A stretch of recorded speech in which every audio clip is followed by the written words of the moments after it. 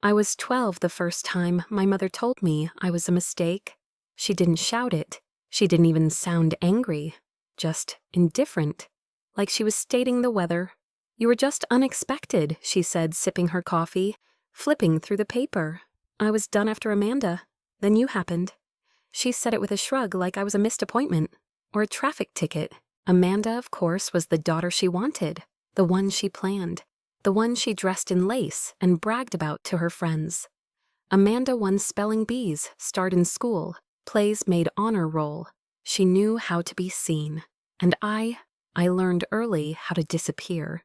It wasn't that I didn't try, God, I tried. I colored inside the lines. I brushed my hair like Amanda's. I helped with dishes, brought home B+ grades, sometimes A's. But it was never enough, because Amanda was always better. She just has that sparkle, Mom would say. Watching her rehearse cheer routines in the living room. She's got a real future. Once I came home, beaming with a small art award. Mom glanced at it and said, "That's nice, honey. Hey, Amanda, did your coach confirm the regional tryouts yet?" That's the moment I stopped trying to be seen.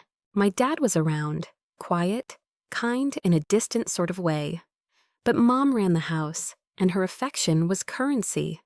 Amanda had it in abundance. I lived on scraps. I wasn't abused. I wasn't starved. But if you've never been the child no one roots for, you won't understand how loud silence can be.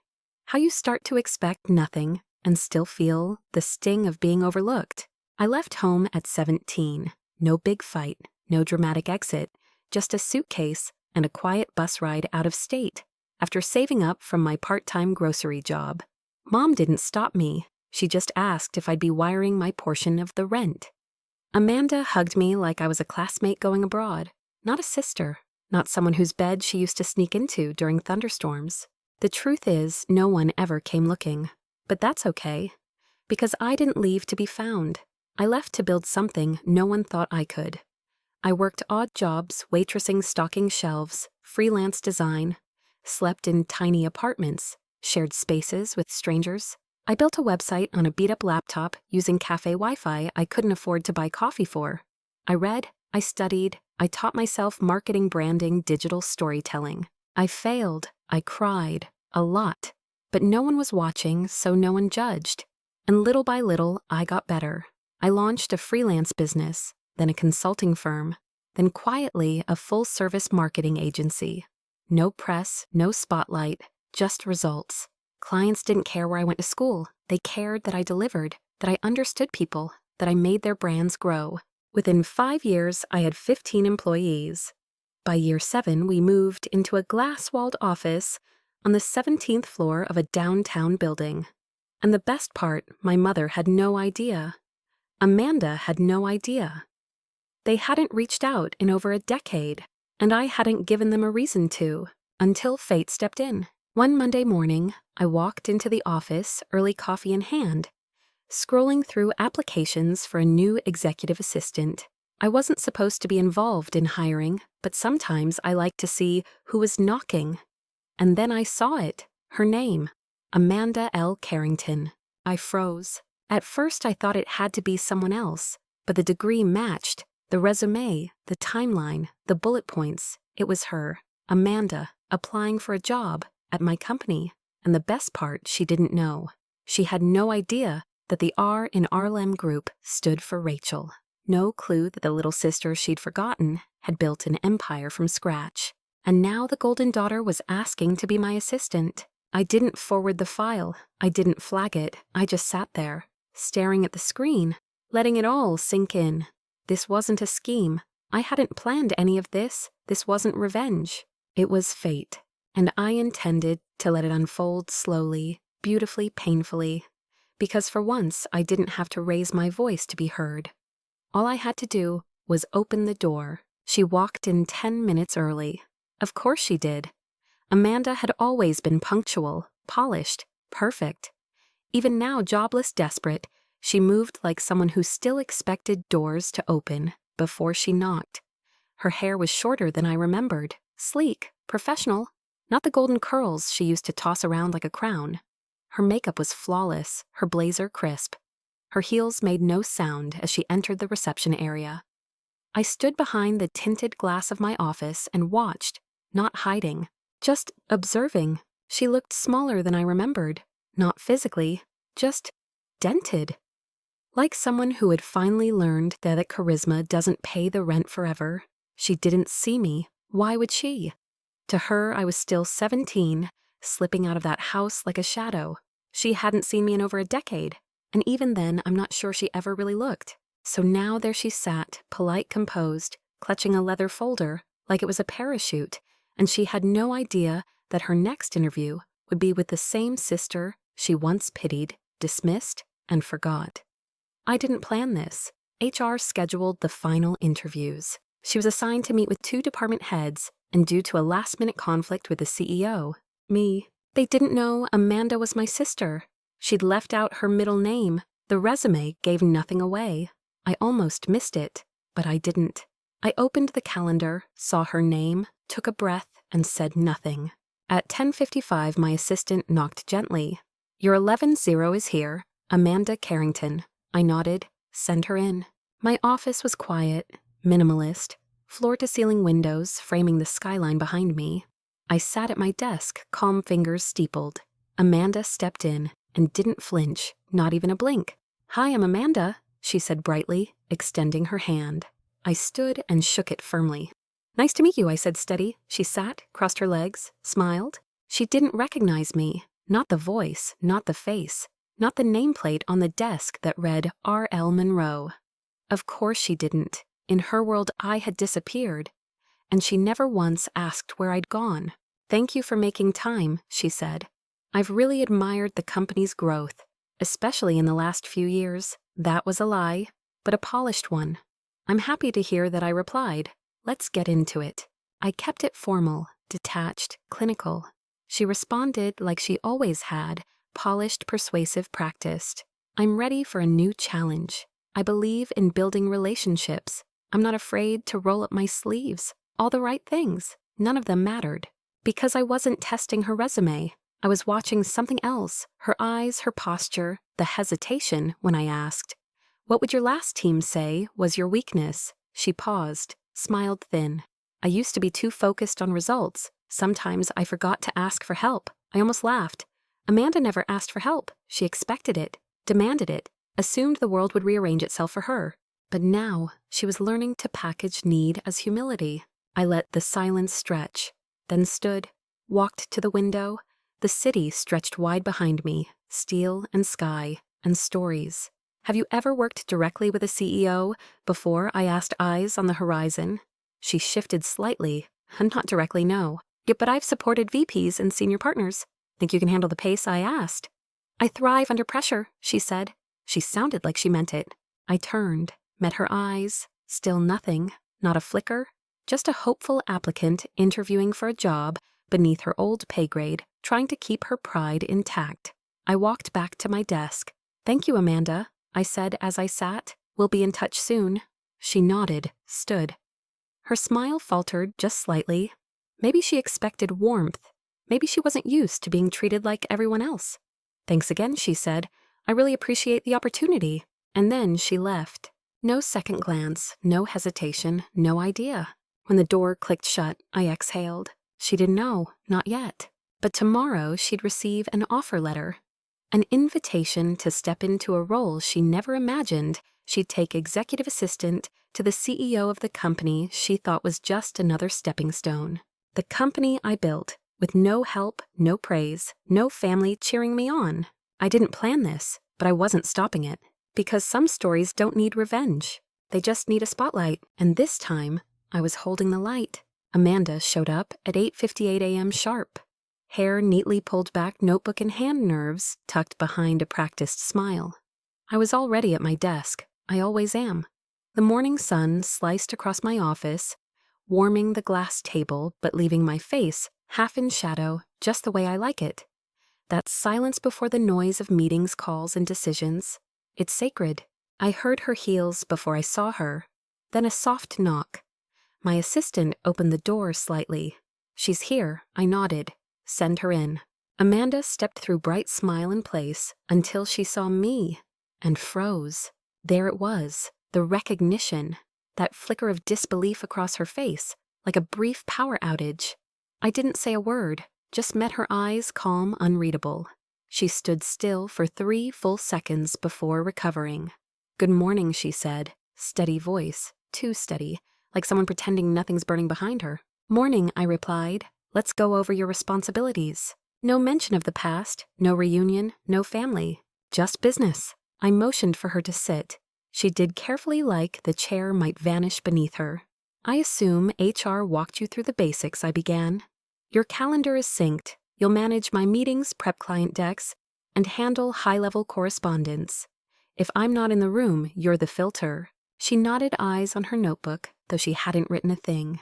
"Yes, of course." I let the silence stretch a little and then added slowly, "This role requires discretion. You'll be working closely with me. I expect clarity, speed, and no assumptions." She blinked, then asked softly, "You built all this?" I didn't smile. "Yes." Her lips parted like she wanted to ask how, or when, or maybe why she hadn't known. But I didn't offer more. Instead, I stood and walked to the window. Behind me, I heard her shift again.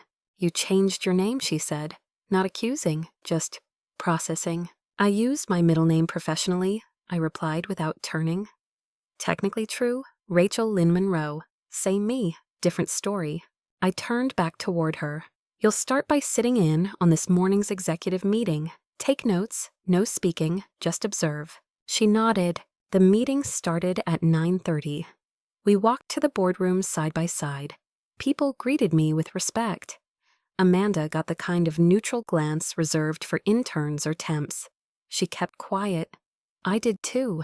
And in that silence, the new hierarchy took shape. For the first time in her life, Amanda wasn't the center of the room. She was the assistant, to me. She didn't interrupt, didn't perform, just scribbled notes in that leather-bound notebook, like her life depended on it. After the meeting, I handed her 3 folders. "Client summaries. Study them. We have presentations next week." "I expect you to know the background." "Yes," she said quickly. "Of course." I didn't respond. I just walked away. Back in my office, I closed the door and finally exhaled. There she was, taking notes, looking up to me. It was so perfect, it almost felt scripted. But I didn't gloat, didn't smile, because this wasn't about revenge anymore.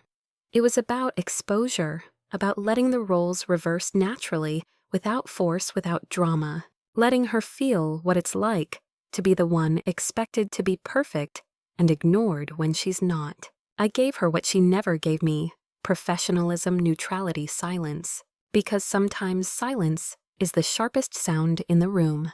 That afternoon, I watched from across the office as she carried documents between departments. She didn't strut like she used to. She walked with purpose, like someone trying to earn her place. At 4:00 p.m., she returned to my office, placed the client summaries on my desk, neatly annotated and highlighted. No words. "Good," I said, flipping through the pages. She hovered for a second too long, then said it. "Rachel, I didn't know."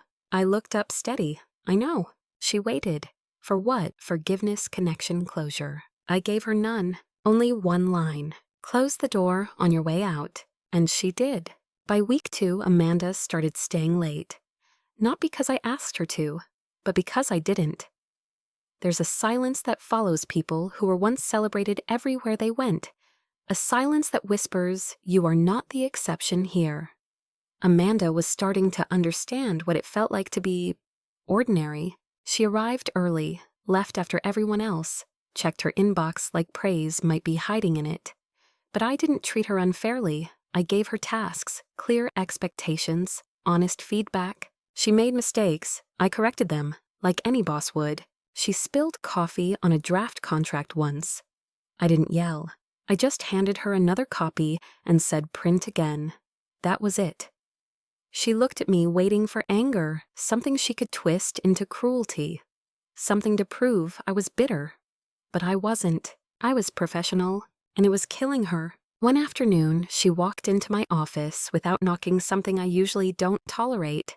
But I let it slide. I wanted to see what she'd do. "Hey, do you have a minute?" I looked up. Yes, she hesitated, hand still on the knob. I just wanted to say, I appreciate you giving me this chance. I know you didn't have to. I tilted my head. No, I said, I didn't. That hit harder than anything else I could have said. She nodded slowly. I'm doing my best. I know, I replied. So is everyone else. She didn't speak again, just turned and left. The door clicked softly behind her. I wasn't cruel, but I wasn't here to heal her either. She'd spent years being applauded for simply existing. Now she had to learn how to perform without applause. That Friday, I assigned her a client presentation deck. She wasn't presenting, just prepping. She sent it at 10 p.m. I reviewed it the next morning. It was fine, safe. Pretty in that overly templated way that screams, I followed the guide, nothing more. I marked a dozen comments and sent it back. She replied within minutes on it. By Monday, the revisions were done. And better, cleaner. I forwarded the final version to the client myself. The email was short, see attached, confirm by end of day. No credit given. She saw the message, I know because she opened it within 30 seconds. But I didn't owe her validation. This wasn't school. This was business, and she wasn't used to that. She wasn't used to working for approval, to sitting on the outside while others pitched closed won. And slowly, it started to show. The third week, she forgot to send the updated agenda for a board call. Not a crisis, just a hiccup. I covered it without fuss, but afterward I called her into my office. Double-check your links before sending, I said. That mistake made us look unprepared. She nodded, biting her lip. I'm sorry, I didn't mean to. I'm not questioning your intent, I interrupted. I'm correcting your execution. She froze. That was the difference. I wasn't treating her like a sister. I was managing her like an employee. And that stripped away every weapon she used to rely on. She couldn't guilt me, couldn't charm or twist her way out. Because she wasn't dealing with her little sister anymore. She was dealing with her boss. Later that evening, I found her alone in the break room, staring out the floor-to-ceiling windows with a paper cup in her hands. She didn't see me, didn't hear me. She was just standing there, quiet, still, like someone trying to remember what it felt like to be chosen. And maybe that was the point. For once in her life, Amanda wasn't the one being picked. She was just trying not to be left behind. The call came on a Tuesday morning, blocked number. I almost didn't pick up, but something in me already knew. Hello, I answered, eyes still on my screen. There was a pause, then her voice, sharp, familiar, soaked in that old controlled disapproval. Rachel, just that, like a summons, like I was 12 again and had forgotten to clear the dinner table. I didn't respond. She continued. I just heard from Amanda, she said. She says you're her boss now. Another pause, and that you've been unkind. I leaned back in my chair. Unkind. That word sat heavy. Not because it was true, but because it was laughable coming from her. She who never once asked how I survived after I left. Never wondered if I had food, shelter, or anything left in me to keep going. Now she wanted kindness. She's your sister Rachel, my mother continued. You two should support each other. And there it was, the subtle accusation, the unspoken belief that I was the problem, that Amanda was still the one worth defending. I finally spoke. I'm running a business, I said, calm and clear. Amanda applied. HR hired her. She's being treated like any employee. She's not any employee, my mother snapped. She's family. I laughed, soft, humorless. No, Mom. She's only family when it benefits her, or you. She bristled. I didn't need to see her to feel it. That's not fair. Fair. As if fairness ever existed in our household. As if fairness explained why Amanda got ballet lessons while I wore second-hand shoes. Why Amanda got a car at 16, and I got silence when I asked for help with textbooks. Do you even remember my graduation? I asked. Did you notice you never came? She didn't answer. So I kept going. You were too busy organizing Amanda's engagement party. It was the same week, remember? More silence. Then you always exaggerate, Rachel. You've always been so sensitive. There it was. The classic dismissal. Not remorse, not recognition. Just a quiet way of saying you're the problem. I didn't yell, I didn't beg, I didn't ask to be seen. I simply said, "You don't get to ask for grace now," after refusing to give it for 25 years. She paused. Then came the next weapon whispered, meant to cut, "You're being cruel." I exhaled. "No, Mom, I'm being neutral. It just feels like cruelty when you're used to privilege." Silence again, and then something shifted. A hesitation. Like she finally realized she couldn't control this version of the story anymore. "You know," she said slowly, "I always worried you'd grow bitter." I smiled but kept it to myself. "No, Mom, I grew successful. That's the part you never expected." Click. I ended the call, not out of anger, but peace. She wouldn't understand. Not today, maybe not ever. But that wasn't my burden to carry anymore. Later that day, Amanda knocked softly on my door. She looked subdued, like she already knew. Maybe Mom had called her too. Maybe she cried. Maybe she begged Amanda to fix it, to fix me. I didn't ask. Amanda opened her mouth like she wanted to say something. I didn't let her. "I've already approved your leave request for Friday," I said, eyes still on my screen. "Take the time, reset, come back Monday prepared." She nodded, then quietly, "Did she call you?" I looked up. "Does it matter?" She didn't answer, because she already knew. She left the room, and for the first time in my life, I wasn't the daughter trying to win anyone's approval. I was the one in charge, not out of revenge, not to punish, but to remind them. I didn't need to scream to be heard. I just had to stop whispering. It was the Reynolds pitch, a 6-figure project, 4 weeks of prep, a client that could double our Q3 revenue. We'd spent days refining it, deck layouts, brand tone projected ROI. Amanda had one job, just one.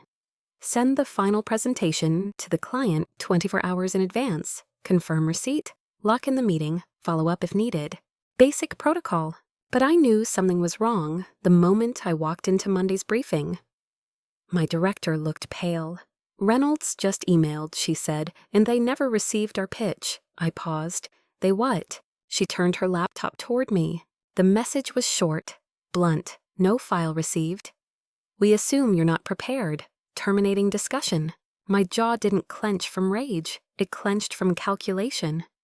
I scanned the calendar. The invite had been sent, but no attachment. Amanda's follow-up never sent. I closed my eyes, 3 seconds, then call them. Say it was a system error. Offer to present live this afternoon. I'll be in the room. The director nodded and left. I didn't call Amanda. I waited. I wanted to see what she'd do first. At 10:17, she knocked on my door. Eyes wide, hands clenched. I just heard she said." I looked up slowly. "You didn't check the file before sending." I thought I did," she stammered. "I had it open. I meant to drag it in. But you didn't." She opened her mouth again, then closed it. I let the silence hang, then added, "You also didn't confirm with the client. No follow-up, no check-in." Her cheeks flushed. I didn't think I had to with them. They'd always been responsive. I leaned back. "And when you assume Amanda, you cost people." She froze. I didn't raise my voice. I didn't humiliate her in front of the team. I just stated the facts. That was enough. I pulled up the workflow tracker, pointed to the timeline. "See that," I said. "That's the chain of deliverables tied to your confirmation. Finance, creative, analytics, all waiting on your one step." She looked at the screen like it might swallow her whole. "I'm sorry," she whispered. "I know." Then I said something that made her flinch harder than any reprimand. "If it had been anyone else, you would have demanded they be written up."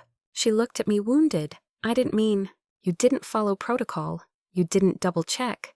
You didn't communicate. You didn't mean to fail, but you did." I stood up. Calm, cold, fair. "The only reason Reynolds is still talking to us is because I fixed it." She didn't argue, because she couldn't. The weight was sinking in. Not just the mistake, but the irony. Because years ago, if I had made that kind of misstep, Amanda would have told everyone I was careless, that I wasn't built for this world. And now, she was the one making the kind of error that gets people fired. And she was standing across from the one person who wouldn't fire her, but wouldn't protect her either. I let the silence stretch, then said, "You're on leave for the rest of the week. Unpaid." Her eyes widened. "Rachel, This isn't personal, I said. It's standard. She nodded, slowly, took one step back, then another. Okay, she whispered. I understand. She turned to leave, then stopped in the doorway. I used to think you were just cold, she said. But now I realize you're just not afraid to be alone. I didn't answer, because I wasn't. Amanda returned the following Monday. She wasn't wearing heels, just flats, simple, black, unassuming. Her hair was pulled back, not styled. No statement necklace, no bold lipstick. She looked human. She greeted the front desk like a new hire. Didn't expect anyone to recognize her name. Didn't expect a smile. At 9:01, she knocked on my door. Not early, not late. May I come in? I looked up from my laptop and gestured toward the chair across from me. She sat gently, folding her hands in her lap. Not like someone ready to defend herself, more like someone prepared to be sentenced and accept it. I wanted to speak to you before jumping back in, she began. I said nothing. I wanted to hear what she thought mattered. I know what I did last week wasn't just a mistake, she continued. It was careless. It was avoidable. And, if I'm honest, I think part of me still believed I was above making those kinds of errors. That I believed? I've always moved through jobs expecting people to catch me when I slipped, she admitted. Bosses, coworkers, even you, back when we were younger. And when they didn't, I blamed them. I didn't move. Not because I wasn't listening, because I had waited over a decade to hear her speak like this. Not with regret, but with recognition. And she said, voice quieter, now I owe you an apology. Not just for last week, for all of it. A long silence followed. The kind of silence that could stretch across years. She searched my face, maybe hoping for something warmth, forgiveness, a crack in the wall I'd built. But I stayed still, because I didn't come this far to crumble at a few carefully chosen words. You know, I said, finally it's funny. She blinked. What is? You used to tell people I was too soft, too sensitive, that I didn't have what it took to lead. She swallowed. I remember. I leaned forward, resting my elbows lightly on the desk. And now you're sitting across from me, apologizing for being blind, expecting a version of me that doesn't exist anymore. She nodded, said nothing. I'm not angry, Amanda, I said, voice flat. I stopped being angry years ago, the day I realized no one was coming to save me. Not you, not Mom, especially not Mom. She flinched. I saw it, but I wasn't done. I built something out of the silence you left me in. And now, for the first time in your life, you're hearing what silence really sounds like. Amanda's eyes welled, but no tears fell, because even she knew crying wouldn't change anything. I don't want pity, she said, or a hug. I just wanted you to know I see it now. Everything I didn't see before. I nodded once. That was enough. I'm not going to fire you, I said. She looked surprised. But I'm not going to fix you either, I added. That's your work now. She exhaled a shaky breath. Not relief, just acceptance. Okay. I stood, walked to the door, and opened it. Meeting over. As she stepped out, I said one last thing. From this point forward, you'll report directly to the operations director. Your role remains the same, but I won't be managing you personally. She turned. Why? Because I'm not here to rewrite our childhood, I said. I'm here to protect my company, and that requires distance. She nodded, didn't argue, didn't beg, just walked away. And for the first time since we were little girls, I think she finally understood who I was. Not the sister she left behind, not the backup plan, not the failure, but the one who built everything she took for granted and then walked away without asking for thanks. A few months ago, I walked past the cafe my mother used to take us to as kids. It had been closed for years, just an empty shell now. The windows were dusty, the sign faded, but I stopped anyway. Stood there for a long time, watching my own reflection flicker against the glass. Behind it, I could almost smell the rosemary bread again. Hear Amanda laughing too loudly at a joke that wasn't funny. See my mother nodding along, not because she found it charming, but because she expected everyone else to. Back then, I thought if I was quiet enough, good enough, invisible enough, maybe I'd finally be seen. I thought the dream was to be invited to sit at the table. Now I know the real power is owning the building the table is in. People still ask if I ever confronted Amanda one last time. If I told her everything, demanded she admit what she did. But I didn't, because I've learned something sometimes that the most powerful revenge is silence. Let them wonder how I did it. Let them replay every moment where they underestimated me. Let them live in the shadow of a woman they never thought would matter. I didn't scream. I didn't throw anything. I didn't beg them to believe in me. I just became the version of myself they never imagined and left them to deal with the truth. Amanda still works at the company. She's quiet now, steady, capable. I rarely see her, but when I do, we exchange small nods. Nothing more. Some people think that's sad, that two sisters could be in the same building and barely speak. But to me, that is closure. I don't need her to apologize again. I don't need her to say, "You were right. I was wrong. I know who I am now." And for once, I'm not asking for a seat. I'm setting the table. Some nights I leave the office after 10. The building's quiet. The city hums below. I walk to my car alone, no fanfare, no applause. Just the sound of my own heels on the pavement. And that's enough, because I didn't just survive what they did, I outgrew it. And that is the last word I never said.